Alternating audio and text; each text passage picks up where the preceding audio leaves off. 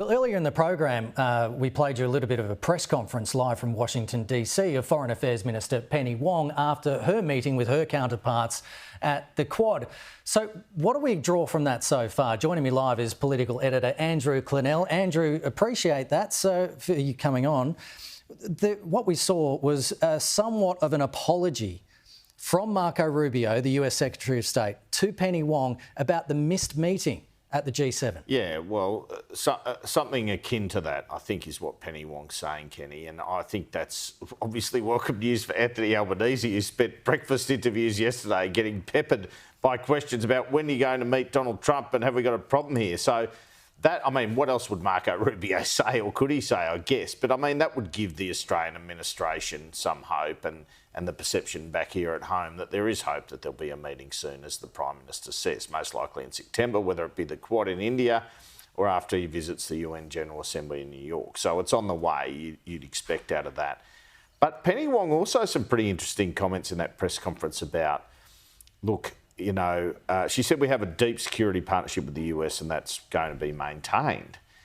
But we understand and respect Americans. This administration does things differently. And by that, I think she means the America First policy. So I think she's sort of saying maybe we won't be as pally, America and Australia, as we have been in the past. We're not such a big consideration for them as in the past. I think that's what Penny Wong's trying to subtly get into there when she gives those responses. It's a pivotal time as well in their relationship. We've got the AUKUS review happening as well. Next week is the tariffs deadline too. Yeah.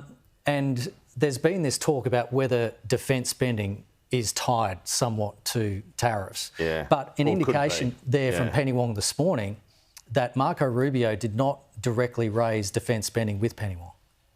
Yeah, well, that's surprising, isn't it? Having said that, I guess he's kind of Secretary of State as Foreign Affairs, and Pete Hegseth is Defence, and he raised it with Richard Marles, as we know, in the Shangri-La dialogue in Singapore. So it has been raised.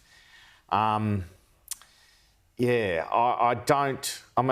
without this meeting with Trump, how could you expect a positive result for Australia next week? The best we can hope for when the tariffs decision is made is status quo, I would have thought. What we really want, we're probably going to get the 10% no matter what. Yeah, no change. But the question is, can we get a bit of an exemption on steel because the UK's managed it, at least up until July 9. And I think that's probably the one the government will be hoping for. They've started to use language like we're on the lowest tier of tariffs, which is true.